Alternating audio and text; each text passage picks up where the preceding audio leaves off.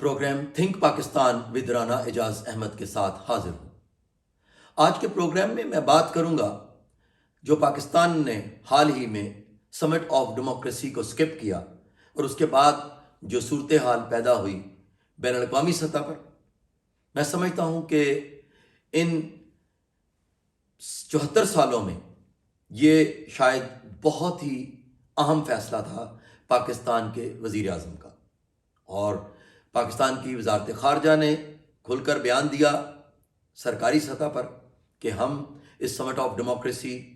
کو سکپ کر رہے ہیں کیونکہ ہم نہیں سمجھتے کہ یہ وہ بہتر وقت ہے، یہ کوئی اپروپریٹ ٹائم ہے جس میں ہم جا کے اس موضوع پر بات کر سکتے ہیں۔ ویسے بھی یہ ورچولی واشنگٹن ڈی سی میں 9 اور 10 دسمبر کو میٹنگ ہوئی۔ کہنے سے مراد یہ ہے کہ کیا وہ محرکات ہیں جو پاکستان نے اس سمٹ آف ڈیموکریسی کو سکپ کرنا ہی مناسب سمجھا۔ اگر آپ دیکھیں کہ ٹرمپ ایرا میں جب عمران خان نے امریکہ کا دورہ کیا تو انہوں نے ایک بین الاقوامی چینل کو انٹرویو دیتے ہوئے کہا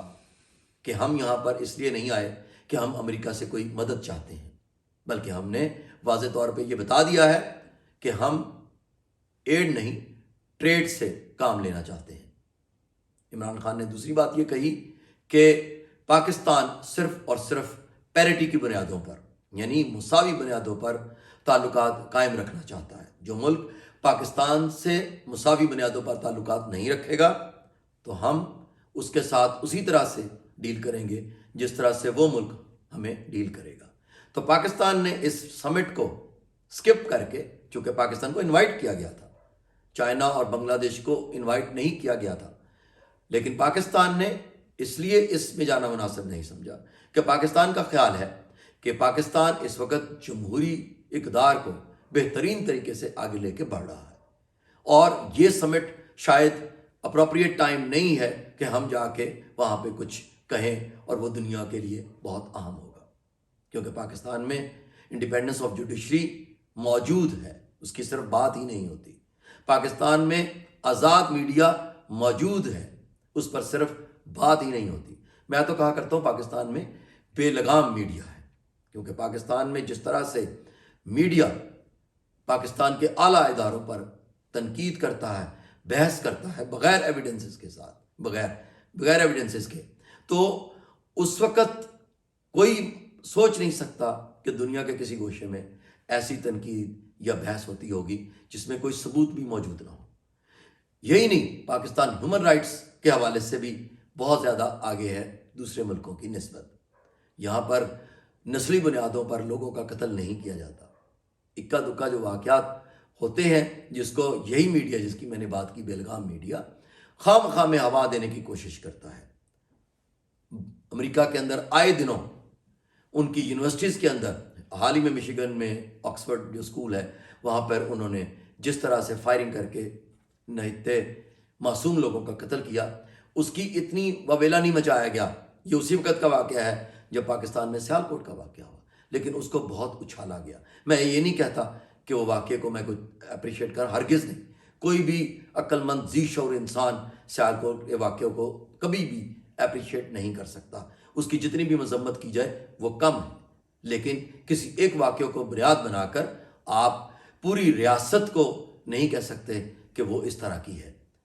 اسی طرح ہم دوسرے ملکوں کو بھی کہ کسی ایک واقعے کو بنا کے جنرلائز نہیں کر سکتے اس ملک کے متعلق۔ تو میں یہ کہنا چاہ رہا ہوں کہ پاکستان نے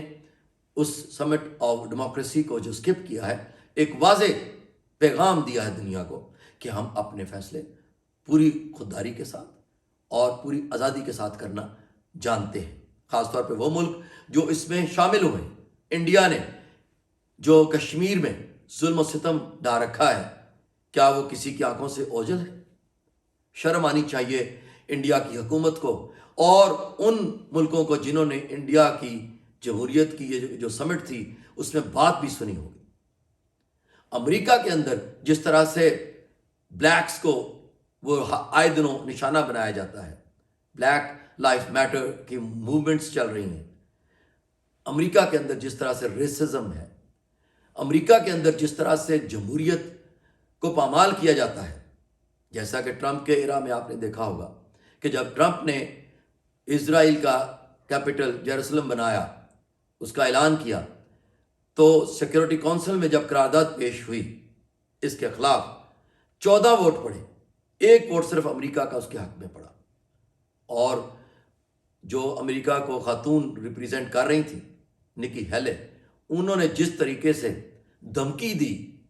उन मुल्कों को जिन्होंने उनके मुखालिफ वोट डाला, उससे पता चलता है कि अमेरिका कितना बड़ा जमहूरियत का चैंपियन है। फिर जनरल असेंबली में भी जब 120 से ज़्यादा मुल्कों ने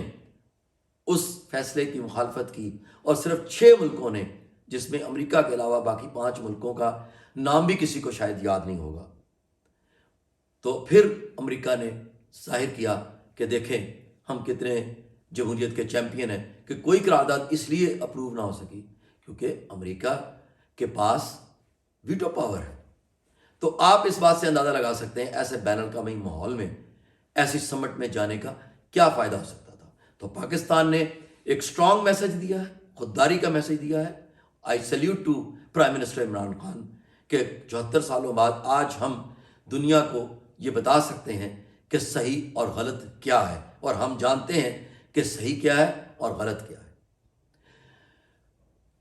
अभी जो ओलंपिक्स होने जा रहे हैं 2021 वाले चाइना के अंदर, अमेरिका, बरतानिया, लिथुआनिया, कनाडा, इन्होंने उसका बायकॉट कर दिया है। पाकिस्तान ने एक बार फिर अपने वजारत खारजा के ज़रिए से एक मैसेज भेजा कि स्पोर्ट्स को पोलिटिसाइज नहीं करना चाहिए। अमेरिका, बरतानिया, कनाडा, लिथुआनिया का ये फैसला गलत है कि उन्होंने चाइना में आने से या इस ओलंपिक में आने से इनकार कर दिया है। आप इन्हीं बातों से अंदाज़ा लगा सकते हैं कि अमेरिका कितना बड़ा जमहूरियत का चैंपियन है और पाकिस्तान ने कितना अच्छा किया। जो लोग ये कहते हैं कि जी इससे ये तासुर मिलता है कि पाकिस्तान चाइना के कैंप में है, बिल्कुल ये तासुर मिलना चाहिए, क्योंकि पाकिस्तान ने बताया है कि हमने अपने कौमी मफादात को देखना है। अमेरिका ने हमेशा पाकिस्तान से फ़ायदा उठाया, लेकिन उसके बावजूद पाकिस्तान को हमेशा जिम्मेवार ठहराया उन गुनाहों का जो पाकिस्तान के नहीं बल्कि अमेरिका के खुद थे। जैसे अफगानिस्तान में उसको नाकामी खुद हुई, 21 साल वो अपनी दुनिया की ताकतवर फौज के साथ साइंटिफिकली, टेक्नोलॉजिकली सोफिस्टिकेटेड होने के बावजूद नाकाम हुए, तो उसका जिम्मेदार भी उन्होंने पाकिस्तान को ठहराने की कोशिश की। लेकिन जो कि पाकिस्तान की खारजा हिकमत अमली अब अमेरिका के ज़ेर असर नहीं है, तो इसलिए दुनिया को पता चला कि उसका जिम्मेवार दरअसल अमेरिका खुद ही है। दूसरी तरफ अब हम आते हैं कि पाकिस्तान के अंदर जो हालात हैं इस वक्त, जो सियासत के, उसमें क्या होने जा रहा है। सबसे पहले मैं बात करूंगा, अभी जो एक जस्टिस रिटायर्ड, उन्होंने बात करना शुरू की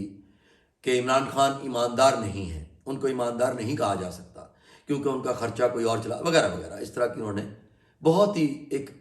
मैं कहूँगा, बद अखलाकी पर मबनी बातें की, जिससे ये पता चलता है कि पाकिस्तान का जुडिशल सिस्टम किन जजेस के हाथ में रहा है, किस तरह के जजेस के हाथ में रहा है कि आज पाकिस्तान का जुडिशल सिस्टम